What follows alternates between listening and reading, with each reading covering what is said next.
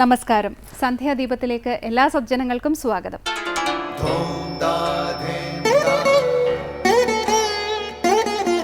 ശുഭം ഭവതു കല്യാണമായുസാരോഗ്യവർദ്ധനം സർവദുഃഖ വിനാശായ സന്ധ്യാദീപം നമോസ്തുതേ.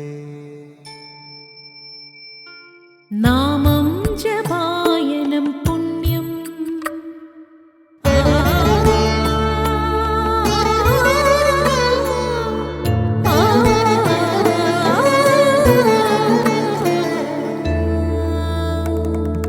നാമം ജപായനം പുണ്യം നിരുപമദീപാങ്കുരം പോലെ സ്വരശ്രുതിലയവരമതുലം ദീവാങ്കണം മോക്ഷസംഗീതസാരം നീളും വഴിത്താരയിൽ ജീവതാരം മന്ത്രാലാപം മായാവിൻ നിൻ പ്രസാദം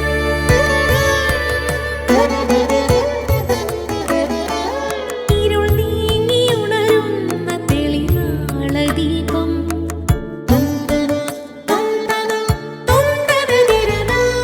ഇരുൾ നീങ്ങിയുണരുന്ന തെളിനാളദീപം പ്രണവാമൃതം ചൊരിയുന്ന ദീപം ദീപം ദീപം ദീപം ദീപം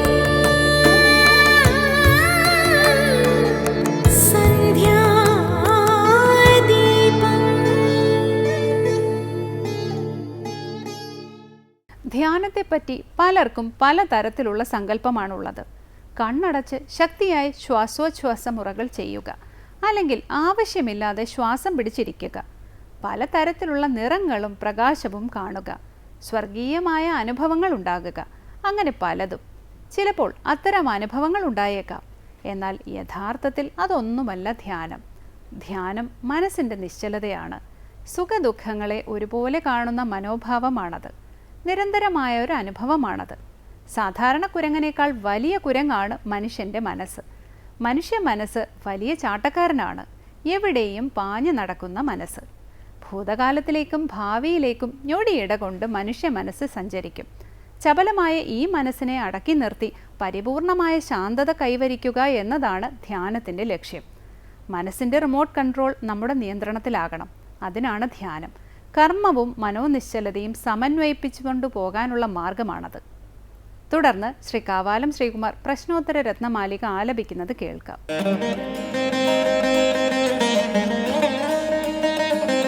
ചിന്താമണിരിവ ദുർലഭം ഇഹ കിം കഥയാമി തത് ചതുർഭദ്രം. ചിന്താമണിരിവ ദുർലഭം ഇഹ കിം കഥയാമി തത് ചതുർഭദ്രം. കിം തദ്വദന്തി ഭൂയോ വിധൂതതമസോ വിശേഷേണ. കിം തദ്വദന്തി ഭൂയോ വിധൂതതമസോ വിശേഷേണ. ദാനം പ്രിയവാക്സഹിതം ജ്ഞാനം അഗർവം ക്ഷമാന്വിതം ശൗര്യം വിത്തം ത്യാഗസമേതം ദുർലഭമേതത് ചതുർഭദ്രം. അടുത്തതായി ശങ്കര സ്തോത്രാമൃതം. അത്യന്തം വിശേഷമായ രത്നമാണ് ചിന്താമണി. ഈ രത്നത്തോട് പ്രാർത്ഥിക്കുന്നതെല്ലാം കൈവരും. ചിന്താമണി പോലെ ദുർലഭമായതെന്ത് എന്ന ചോദ്യത്തിന് മംഗളകരമായ 4 ശീലങ്ങൾ ഉള്ളവരോടാണ് ആചാര്യൻ ഉപമിക്കുന്നത്. അതിനെക്കുറിച്ചാണ് ഇന്ന് ശങ്കര സ്തോത്രാമൃതത്തിൽ സ്വാമി ചിദാനന്ദപുരി വിവരിക്കുന്നത്.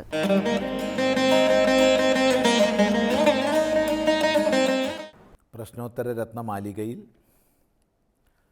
23-ാമത്തെ ശ്ലോകമാണ് നമ്മൾ ശ്രദ്ധിച്ചത്. അവിടെ ഒടുവിൽ ചോദിച്ചത് കുലശീല നിഷ്പ്രകമ്പാഹ കെ എന്നായിരുന്നു. കുലശീലങ്ങളിൽ നിന്നും ഒരിക്കലും ഇളകി മാറാത്തവർ, ഉറച്ചിരിക്കുന്നവർ, സുശീലങ്ങളിൽ ഉറച്ചിരിക്കുന്നവരാരെന്നായിരുന്നു. അവിടെ മറുപടി പറഞ്ഞത് കലികാലേപി സജ്ജനായേവ, സജ്ജനങ്ങൾ തന്നെ, സജ്ജനങ്ങൾ ഒരിക്കലും ശീലത്തിൽ നിന്ന് വ്യതിചലിക്കുന്നില്ല. അവിടെ കലികാലേപി എന്ന് പറഞ്ഞിരിക്കുകയാണ്. കലികാലത്തിലും. ഇപ്പോൾ കലികാലമാകുമ്പോൾ കലിയുടെ പ്രഭാവം എല്ലാവരിലും ഉണ്ടാവും. അത്തരം പ്രഭാവങ്ങൾ ഉണ്ടായാൽ പോലും സജ്ജനങ്ങൾ ശീലത്തിൽ ഉറച്ചു ജീവിക്കുന്നു. സജ്ജനങ്ങളെ വ്യതിചലിപ്പിക്കാൻ കലിക്ക് പോലും സാധ്യമല്ല. അത് കാണിക്കാനാണ് കലികാലേപി എന്ന് പറഞ്ഞത്. അത് വളരെ ശ്രദ്ധേയമാണ്. തുടർന്ന് ചിന്താമണിരിവ ദുർലഭമിഹ കിം കഥയാമി തച്ചതുർഭദ്രം കിം തദ്വദന്തി ഭൂയോ വിധൂതതമസോ വിശേഷേണ. ചിന്താമണിരിവ ദുർലഭമിഹ കിം കഥയാമി തച്ചതുർഭദ്രം കിം തദ്വദന്തി ഭൂയോ വിധൂതതമസോ വിശേഷേണ. ഇഹ ഇവിടെ ഈ ലോകത്തിൽ ചിന്താമണിരിവ ദുർലഭം കിം, ചിന്താമണിയെപ്പോലെ ദുർലഭമായത് എന്താണ്? ചിന്താമണി ഒരു രത്നവിശേഷമാണ്, ഒരു മുത്ത്. ആ മുത്തിൻ്റെ മുമ്പിൽ എന്ത് പ്രാർത്ഥിക്കുന്നു അത് മുഴുവൻ സഫലമാകും. അപ്പോൾ ആ മണിയുടെ മുമ്പാകെ എന്താണോ പ്രാർത്ഥിക്കുന്നത് അത് മുഴുവൻ സഫലമായി തീരും. അങ്ങനെ സാങ്കല്പികമായിട്ടുള്ള ഒരു രത്നമാണ് ചിന്താമണി. അതീവ ദുർലഭം. അതുപോലെ ഏറ്റവും ദുർലഭമായത് എന്താണ് ഇവിടെ എന്ന് പ്രത്യേകിച്ച് പറഞ്ഞതുകൊണ്ട് ഈ ലോകത്തിൽ, ഈ സംസാരത്തിൽ, ഈ മനുഷ്യ ജീവിതത്തിൽ എന്നൊക്കെ അർത്ഥം. അങ്ങേയറ്റം വിലയേറിയതാണ്, ലഭിക്കാൻ ദുർലഭമാണ്. എന്നാൽ ലഭിച്ചു കഴിഞ്ഞാലോ എല്ലാ ഫലത്തെയും ചെയ്യും. എന്ത് ചോദിച്ചോ, എന്താഗ്രഹിക്കുന്നോ അത് മുഴുവൻ കിട്ടും. അങ്ങനെയുള്ളത് എന്താണ്? ഇവിടെ മറുപടി പറയുകയാണ്, കഥയാമി തത് ചതുർഭദ്രം. ഇതുവരെ 61 ചോദ്യങ്ങളും അവയ്ക്ക് ഉത്തരങ്ങളും പറഞ്ഞു. ഇവിടെ എല്ലാം ചോദിച്ച അതേ മുറയ്ക്ക് ഉത്തരം പറയുക ചെയ്തത്. ഒന്നുപോലും ഞാൻ പറയാം എന്നൊന്നും പറഞ്ഞിട്ട് പറയുന്നില്ല, നേരെ അങ്ങ് പറയുകയാണ് ഉത്തരം. എന്നാൽ ഇവിടെ കഥയാമി, ഞാൻ പറയാം. എന്തുകൊണ്ടാണ് ഇങ്ങനൊരു ശൈലി എന്നാണെങ്കിൽ, ഈ ചോദ്യത്തിന് ഉത്തരം വിശദമായിട്ടാണ് പറയുന്നത്. ഒറ്റ വാക്കിൽ പറയാൻ അസാധ്യമാണ്. അതുകൊണ്ടാണ് കഥയാമി, ഞാൻ പറയാം, ഞാൻ പറയുന്നു. എന്താണത്? അത് ചതുർഭദ്രമാണ്. ചതുർഭദ്രം എന്ന് പറഞ്ഞാൽ 4 ഭദ്രമായ ശീലങ്ങൾ ചേർന്നത്, ഭദ്രമായ 4 ചേർന്നത്. ഭദ്രം എന്ന് പറഞ്ഞാൽ മംഗളകരം. അപ്പോൾ മംഗളകരമായ 4 ചേർന്നതാണ് ചതുർഭദ്രം. ഈ ചതുർഭദ്രം ഒരാൾക്കുണ്ടെങ്കിൽ അയാൾക്കെല്ലാം ലഭിക്കും ജീവിതത്തിൽ. പക്ഷേ ഈ ചതുർഭദ്രം ഉണ്ടാവുക ഒട്ടും എളുപ്പമല്ല. അതുകൊണ്ടാണ് അതിനെ ചിന്താമണിയോട് ഉപമിച്ചത്. എന്താണ് ചതുർഭദ്രം? അതാണ് ആചാര്യൻ പറഞ്ഞത്, കഥയാമി, ഞാൻ പറയാം. തുടർന്ന് പറയുന്നുണ്ട്. എന്നാൽ അതിനെ തന്നെ വീണ്ടും ഒന്നുകൂടി പ്രശംസിക്കത്തക്ക വിധത്തിൽ ചോദിക്കുകയാണ്, കിം തദ് വദന്തി ഭൂയഃ വിധൂതതമസഃ വിശേഷേണ. കിം തത്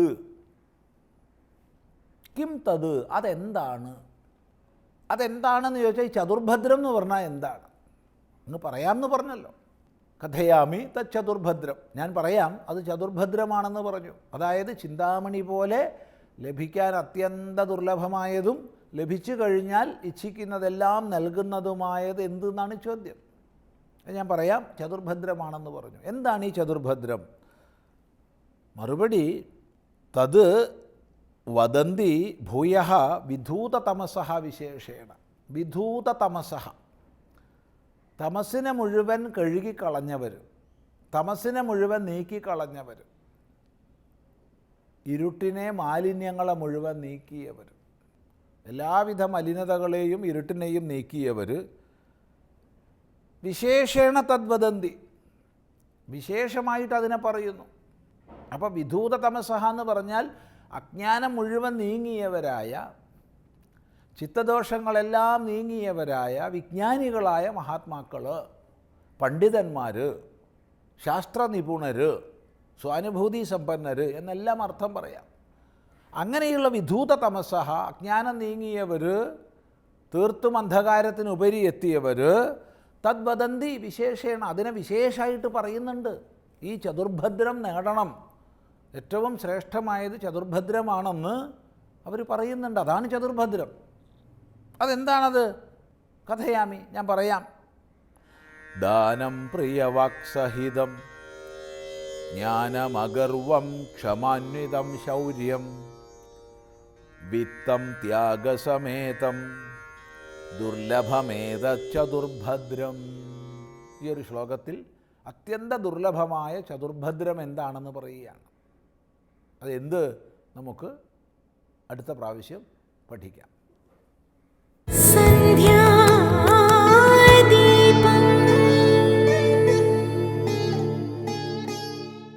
അടുത്തതായി സനാതനധർമ്മം.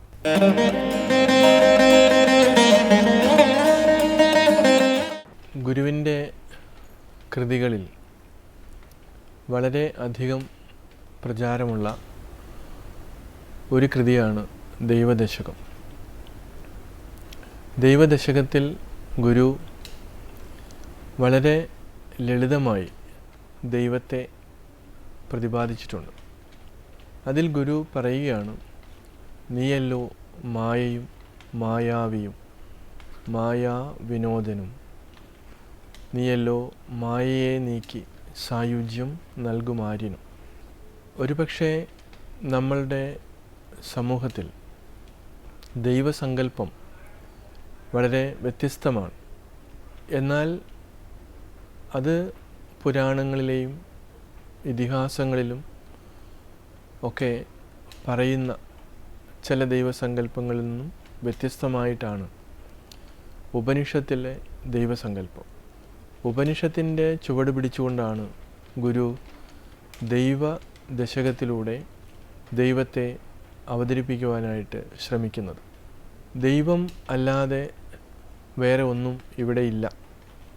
ഉപനിഷത്ത് അതിനെ സൂചിപ്പിക്കുന്നത് പരമ്പൊരുൾ, പരംബ്രഹ്മ എന്നുള്ള വാക്കുകൾ ഉപയോഗിച്ച് ആണ് അതിനെ വിശദീകരിക്കുവാൻ ശ്രമിക്കുന്നത്.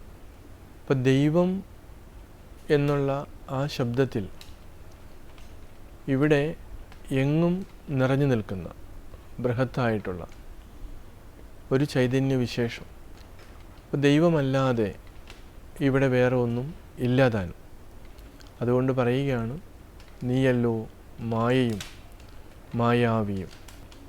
മായ എന്ന് നമ്മൾ സാധാരണ കേൾക്കാറുള്ള ഒരു പദമാണ്. ഉപനിഷത്ത് അതിനെ സൂചിപ്പിക്കുന്നത് അഘടന ഘടന പടിയസി യാ സാ മായ.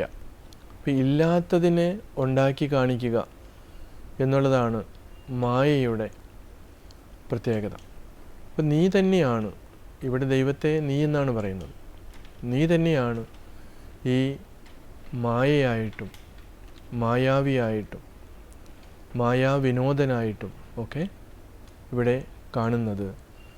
അപ്പം ഇങ്ങനെ കാണണമെങ്കിൽ ആ രീതിയിലുള്ള ആത്മാനുഭവം ഉണ്ടാകണം. അങ്ങനെ ഒരു ആത്മസാക്ഷാത്കാരം നേടിയ ഒരു മഹാത്മാവിന് മാത്രമേ ഇത്രമാത്രം ലളിതമായി അതിനെ അവതരിപ്പിക്കുവാനും സാധിക്കുകയുള്ളൂ. അപ്പോൾ ദൈവമല്ലാതെ, ആ ചൈതന്യമല്ലാതെ ഇവിടെ വേറെ ഒന്നും ഇല്ല എന്ന് ഉപനിഷത്തിൽ എത്രയോ സ്ഥലങ്ങളിൽ മഹാവാക്യങ്ങളിലൂടെയും അതുപോലെ തന്നെ പൂർണ്ണമതഃ പൂർണ്ണമിതം എന്നുള്ള ആ മന്ത്രത്തിലൂടെയൊക്കെ ഇവിടെ നമ്മെ ഓർമ്മിപ്പിക്കുന്നുണ്ട്. പക്ഷെ നമ്മളിൽ അധികം പേരും ഈ ഒരു വിചാരമില്ലായ്മ, അതിനെക്കുറിച്ചുള്ള ഒരു വിശകലനം ചെയ്യാത്തത് കൊണ്ടാണ് ആ ബോധ്യം ഉണ്ടാകാതിരിക്കുന്നത്. അതുകൊണ്ട് ഉപനിഷത്ത് മഹർഷിമാർ സൂചിപ്പിക്കും ശ്രവണം, മനനം, നിധിധ്യാസനം. അപ്പോൾ ശരിയായ രീതിയിലത് ശ്രവണം ചെയ്യണം. കേട്ടാൽ മാത്രം പോരാ, അതിനെ മനനം ചെയ്യാനും സാധിക്കണം. ആ രീതിയിൽ നമ്മൾ മുന്നോട്ട് പോകുമ്പോൾ മാത്രമാണ് ഈ ദൈവത്തെ അഥവാ നമ്മുടെ ഉള്ളിൽ കുടികൊള്ളുന്ന ചൈതന്യത്തെ തിരിച്ചറിയാൻ പറ്റുകയുള്ളൂ. അപ്പോൾ ആ ചൈതന്യം തന്നെയാണ് ഇവിടെ ഈ മായയായിട്ടും അതേപോലെ തന്നെ മായാവിയായിട്ടും ഒക്കെ കാണുന്നത്. ബ്രഹ്മാർപ്പണം ബ്രഹ്മഹവിഹി ബ്രഹ്മാഗ്നോ ബ്രഹ്മണാഹുതം എന്ന് ഗീതയിലും ഒക്കെ സൂചിപ്പിക്കും. അപ്പം ഇവിടെ എല്ലാം ഒരേ ചൈതന്യം തന്നെയാണ്. അപ്പം ഇങ്ങനെ ഇരിക്കുമ്പോൾ എന്തുകൊണ്ടാണ് ഇത്രമാത്രം ഭേദം, വൈവിധ്യങ്ങൾ അല്ലെങ്കിൽ നമ്മളുടെ അസമത്വങ്ങൾ ഇവിടെ നടമാടുന്നത്? ഒരുപക്ഷെ ആധ്യാത്മികമായി ട്ടുള്ള ഈ ലോകത്ത് ഒരുപാട് ഭേദബുദ്ധികൾ ഉണ്ട്. അസമത്വങ്ങൾ ഏറ്റവും കൂടുതൽ ദൈവത്തിൻ്റെ പേരിലും ആചാരത്തിൻ്റെയും അനാചാരത്തിൻ്റെയും ഒക്കെ തലത്തിൽ നമ്മൾ കാണുന്നുണ്ട്. എന്ത് സംഭവിക്കുന്നു? മനുഷ്യൻ്റെ നേരായ സഞ്ചാരത്തിന് വിഘാതമുണ്ടാകുകയാണ്. അങ്ങനെ വരുമ്പോൾ നമുക്ക് നഷ്ടപ്പെടുന്നത് നമ്മുടെ മനസ്സിൻ്റെ ശാന്തിയും സുഖവുമാണ്. അപ്പോൾ ശാന്തിയും സുഖവും നഷ്ടപ്പെട്ടുകൊണ്ടുള്ള ഒരു ജീവിതം, ഒരു മനുഷ്യ ജന്മം വ്യർത്ഥമായി പോവുകയാണ്. അങ്ങനെ അത് വ്യർത്ഥമാകാതിരിക്കുവാൻ വേണ്ടിയിട്ടാണ് മഹർഷിമാർ എപ്പോഴും നമ്മെ ഓർമ്മപ്പെടുത്തുന്നത്. അറിവ് കൊണ്ട് വേണം ഇതിനെ അതിജീവിക്കുവാൻ. തീർച്ചയായിട്ടും അറിവ് നമ്മുടെ ജീവിതത്തിന് വിളക്കായിട്ട് ഇരിക്കണം. അതിന് ഏവർക്കും സാധിക്കട്ടെ.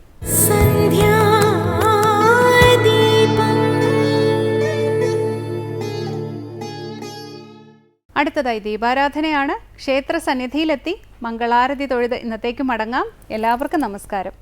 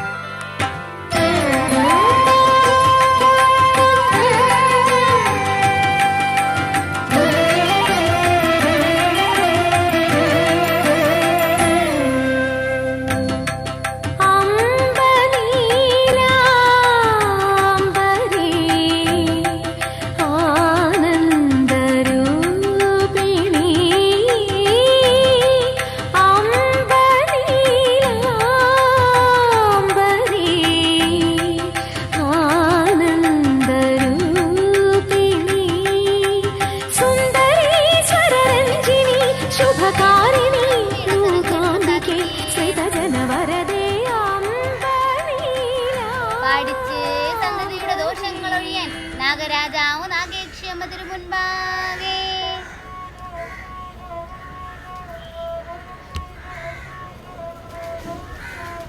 ശത്രുബാധൽ അകറ്റണമേ, വിഷഭയങ്ങൾ ഒഴിയണം, രാഗദോഷം തീരണം, സന്തതിക്ക് വാഴിക്കുമോ.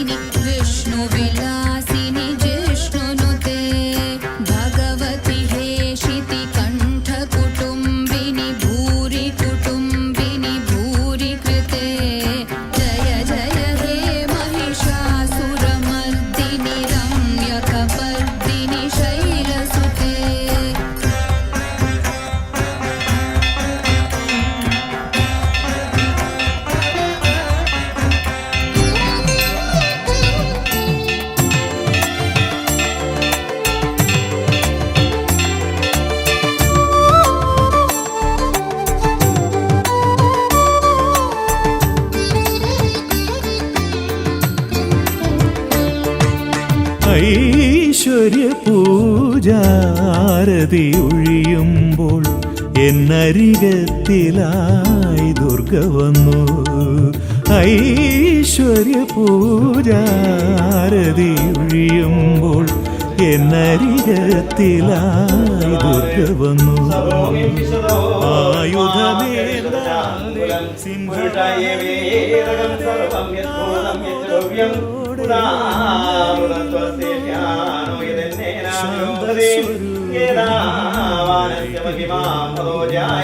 ഐശ്വര്യ പൂജാരതി ഒഴിയുമ്പോൾ എന്നരികത്തിലായി ദുർഗ വന്നു.